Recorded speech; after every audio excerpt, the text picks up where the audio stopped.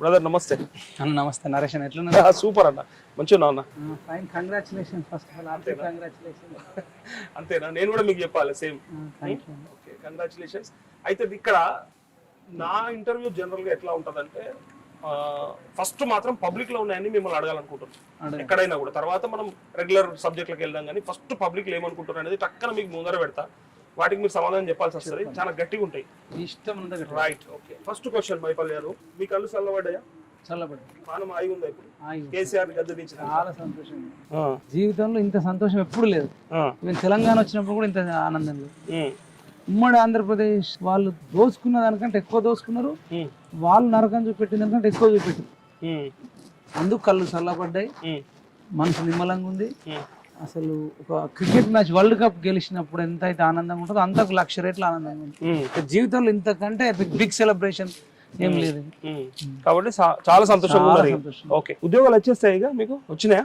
వస్తాయా ఉద్యోగాలు? అంటే మేము ఒకటి చెప్పినామన్నా, కేసీ రావు, కేటీ రావు, కవితారావు, హరీష్ రావు, ఈ రావులు ఉన్నన్ని రోజులైతే ఉద్యోగాలు రావు. వాళ్ళకి మళ్ళీ 2 సార్లు ఓటేసినాం, 3ఓసారి వేసినా రావు. వాళ్ళు కనీసం వాళ్ళు మేనిఫెస్టోలో కూడా పెట్టలే.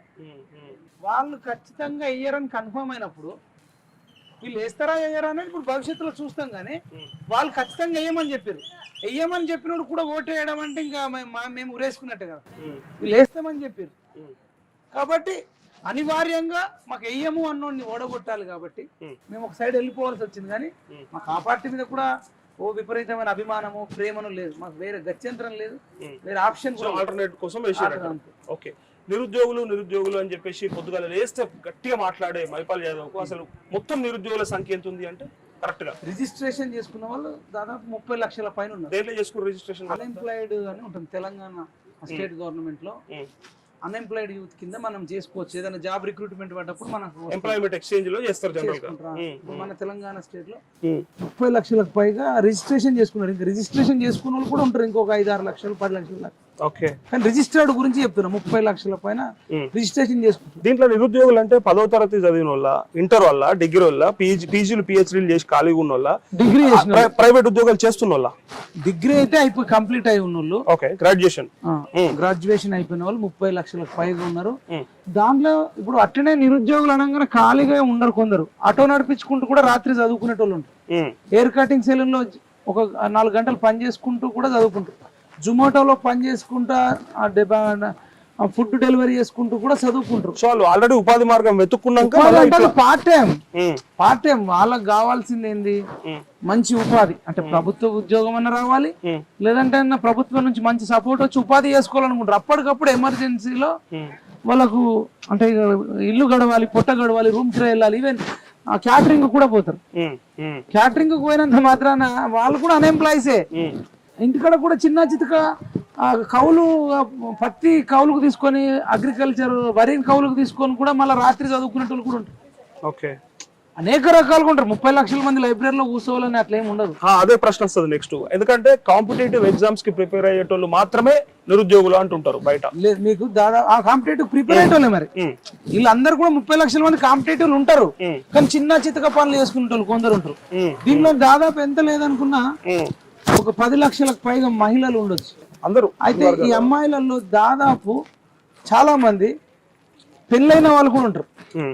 పెళ్ళై హస్బెండ్ తోనే ఉండి అత్తమామలను చూసుకుంటూ, హస్బెండ్ కు అన్నం వండి పెడుతూ, అతన్ని జాబుకు పంపుతారా, వ్యవసాయం కూడా ప్రిపేర్ అవుతారు. తెలంగాణ రాష్ట్రంలో ఎంత మంది ప్రభుత్వ ఉద్యోగులు ఉన్నారు? ఎన్ని ఖాళీలు ఉంటాయి లెక్కకేస్తే? ఇప్పుడు వీళ్ళే చెప్పారు కదన్నా, దాదాపు మనకు 2 లక్షల ఖాళీలు ఉన్నాయని చెప్పినారు. ఓకే, అంటే ఉన్నాయి కాకుండా 2 లక్షల ఖాళీలు. ఎంతమంది ఉన్నారు ఉద్యోగాల్లో మీకు తెలిసి? ఇప్పుడు దాదాపు 2-3 లక్షల 3.5-4 లక్షలు ఉన్నారు. ఓకే, అన్ని డిపార్ట్మెంట్లు కలిపి 4 లక్షల ఉద్యోగాలు అంటే ఒక 1%. 4 కోట్ల ప్రజలలో 1%. యాక్చువల్ గా 3-4% ఉండొచ్చు, 3-4% వరకు ఉండొచ్చు. ఓకే, ఇంకో 2 లక్షల ఉద్యోగాలు కావాలనేది లెక్క. వాళ్ళు చెప్తున్నది ఇంకా ఎక్కువనే ఉంటాయి. ఖాళీలు చేస్తుంటే మనం కరెక్ట్ రిక్రూట్మెంట్ చేస్తే ఇంకా 4-5 లక్షలైనా మనం ఫిల్అప్ చేయొచ్చు. ఓకే, ఇప్పుడు ఇంకో ప్రశ్న. 30 లక్షల మంది నిరుద్యోగులలో ఈ 1-2 లక్షల ఉద్యోగాలు వేస్తే అంతా సెట్ అయిపోతుందా? అందరు హ్యాపీగా? అందరు హ్యాపీగా ఉంటారు. అవునా? అట్లా సాధ్యం? ఇప్పుడు ఎట్లా ఉంటది అంటే అన్న, ఉద్యోగాలు వేయడమే కాదు, ఉద్యోగాలు వేసి అది పారదర్శకంగా ఫిల్అప్ చేయాలి. పారదర్శకంగా ఫిల్అప్ చేసిన ఏంటంటే జాబ్ వచ్చిన వాళ్ళకి వస్తుంది. రాని వాళ్ళు ఏం చేస్తారంటే నాకు రాలేదు కాబట్టి ఏంటంటే ఆల్టర్నేటివ్ ఎత్తుకొని వెళ్ళిపోతారా మళ్ళీ తెల్లారి నుంచి మీ లెక్కనే అన్న ఖాళీగా ఉంటేనే అడుగుతున్నాం అన్న. ఇప్పుడు 2 లక్షల జాబులు ఫిల్అప్ అయిన తర్వాత నెక్స్ట్ ఎంత ఉంటాయి? ఎవ్రీ ఇయర్ రిక్రూట్మెంట్ రిటైర్ అయిన రిక్రూట్మెంట్ ఉంటుంది. ఆ జాబ్ క్యాలెండర్ ప్రకటించాలి. ప్రతి సంవత్సరం 10,000, 15,000, 20,000 రిటైర్ అవుతారు అనుకోండి.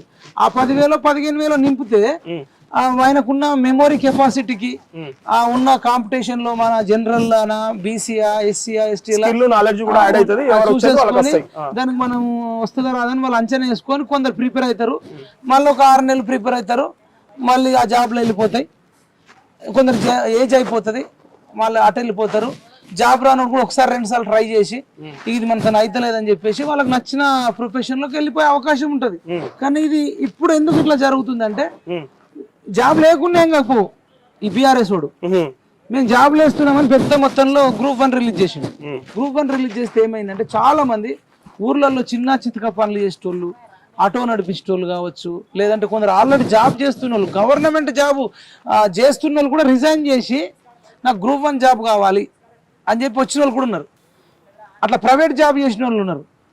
వీళ్ళందరూ అంటే ఈవెన్ ఇళ్ళల్లో గృహిణులు కూడా జాబ్ పడ్డది కదా పిల్లల్ని కూడా ఇంటికాడ పెట్టేసి ఇక్కడికి వచ్చారు. వచ్చిన తర్వాత నువ్వు జాబ్ కాంటాక్ట్ చేస్తే రేణుక రిలీజ్ చేసిందని రేణుక పేరు చెప్పడము అంటే 6 నెలలు 1 ఇయర్ ప్రిపేర్ అయిన తర్వాత అంటే ఒక్కొక్కరికి ఎంత లేదంటే నెలకు 10,000 ఖర్చు అవుతుంది. కోచింగ్కు 50,000, 60,000 కట్టినా, ఈ నెలకు 10,000 కట్టినా, సంవత్సరంలో 1,50,000, 2 లక్షలు తడిసి మోపడే కూర్చుంటుంది. తీరా నువ్వు నేను రద్దు చేసిన అంటే కోర్టుకు వెళ్తే రద్దు చేసిన తప్పు ఉంది కాబట్టి రద్దు చేస్తే ఇదే 2 లక్షలు మళ్ళీ తెచ్చుకోవాలి. మళ్ళీ మొదటికి వచ్చింది కదా,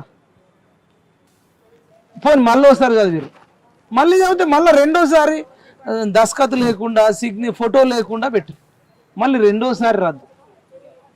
4-5 లక్షలు అప్పైనప్పుడు కడుపు కాలదా? ఒకవేళ ఫస్ట్ టైం నువ్వు సవ్యంగా చేసి ఉంటే వచ్చేటోడికి వస్తుండే, రానోడు వేరెక్కడ వెళ్ళిపోతుండే, మా కడుపు ఎందుకు కాలుతుండే? ఓకే, ఇప్పుడు ప్రవళిక ఇష్యూలో ఆమె అంత మంచి లెటర్ రాసింది, నేను నష్టజాతకురాలని, అమ్మ నన్ను క్షమించండి, నేను మీకు ఏం చేయలేకపోతున్నా, నన్ను కాళ్ళు కింద పెట్టకుండా నన్ను పెంచినారు అని బాధతో ఏడ్చుకుంటూ వాళ్ళ అమ్మ నాకు ఫోన్ చేసి సద్దుల బతుకమ్మ రోజు చిక్కడపల్లిలో ఆర్టీసీ క్రాస్ రోడ్లో రాత్రి 8 గంటలకు ఆమె ఉరేసుకొని చనిపోతే డీసీపీ వెంకటేశ్వర్లు ప్రెస్ మీట్ పెట్టి ఆమె లవ్ అఫైర్ ఉంది, ఎగ్జామే రాయలేదంటే దాన్ని కేటీఆర్ వచ్చి ఆమె ఎగ్జామే రాయలేదు, ఆమెకు లవ్ అఫైర్ ఉందంటే అసలు ఈ రకమైన నాన్ సెన్స్ చేస్తే ఎవరికైనా కడుపు కాలుతుంది కదా. రీజన్స్ ఇవి. ఓకే, కానీ అంటే ఇప్పుడు 9.5 ఏళ్ల ప్రభుత్వ పరిపాలనలో ఏం ఉద్యోగాలు పడలేదా మీకు? అదే చెప్తున్నామన్నా. అంటే ఎన్ని వేసిండ్రు అది తెలుసా, మీకు ఐడియా ఉందా? అదే చెప్తున్నా, వాళ్ళు అన్ని చెప్తున్నాయి అన్ని ఫేక్ లెక్కలు. ఓకే, అంటే ఫిల్ చేసిన ఎన్ని అడిగేది? 30-40 వేలు కూడా చేయలే, 1,33,000 చేసామని శ్వేతపత్రం రిలీజ్ చేసి అదంతా ఫేక్ అనే చెప్తున్నా. అన్ని డిపార్ట్మెంట్లు కలిసి అదే అదంతా సాక్షాత్ అసెంబ్లీలో చూపించింది. అది ఇప్పుడు అవుట్ సోర్సింగ్ కొందరిని కాంట్రాక్టర్స్ కొందరిని పర్మనెంట్ చేసి కొన్ని డిపార్ట్మెంట్ లో అది జాబ్ వేసినట్ట మీరు చెప్పండి. అంటే ఉపాధి ఇచ్చినట్టే కదా, యాడ్ అయినట్టే. ఇప్పుడు నిరుద్యోగులు అనేటోళ్ళ కోసం కదా మన చర్చ జరిగేది. ఇప్పుడు ఆల్రెడీ కూడా నిరుద్యోగులు అవుతారు రేపు ఒకవేళ కాంట్రాక్ట్ ఉద్యోగులు. మరి అది చెప్పాలి కదా, కాంట్రాక్ట్ ఉద్యోగులను ఇంత పర్మనెంట్ చేసినాం అవి ఇట్లా ఇవి ఇట్లా అని చెప్పకుండా జాబ్లు ఎన్ని వేసేసినాం అని అంటే ఇప్పుడు జూనియర్ లెక్చరర్లకు పర్మనెంట్ చేసిరన్న అసలు నోటిఫికేషన్ వేసిరా? జాబ్ లేదంటే నోటిఫికేషన్ వేయాలి కదా. జూనియర్ లెక్చరర్ని ఎవడన్నా నోటిఫికేషన్ వేయకుండా ఫిల్అప్ చేస్తాడా? దానికి నిరుద్యోగులు కడుపు కాలదా అంటున్నా నేను. ఎట్లా పడితే అట్లా చేయొచ్చా? అవుట్ సోర్సింగ్ ఉన్న వాళ్ళకు పాపం చాలా మంది GHMC లో పనిచేసే ANMs గానీ చిన్న చితక జాబులు చేసిన వాళ్ళకి పర్మనెంట్ చేస్తే మేము కూడా ఫీల్ కామన్నా. జూనియర్ లెక్చరర్ అనేది చాలా పెద్ద పోస్ట్ అన్న, రేపు భవిష్యత్తు నిర్ణయించాల్సింది. వాళ్ళకు కూడా ఎగ్జామ్ పెడితే ఎందుకు, కాకపోతే కొంత ఇస్తే కొంత ఎగ్జామ్షన్ ఇవ్వాలి, కొన్ని మార్కులు 5%, 10% ఇవ్వాల్సింది. అంటే ఎట్లా పడితే అట్లా ప్రామిసులు కూడా చేయకూడదు కదా అంటున్నా నేను. ఒకటి మొత్తం వీళ్ళు ఇంకోటి అన్ని అమ్ముకుంటారు అన్న. ఇప్పుడు మీరు క్లియర్ గా చూస్తారు గ్రూప్ 1 అమ్ముకోలే, నేను చెప్తా కోర్టు చెప్పింది అవును దీన్ని ఇట్లా చేసిరు అని చెప్పి రద్దు చేసింది. నువ్వు ఎన్ని వేస్తే ఏం లాభం?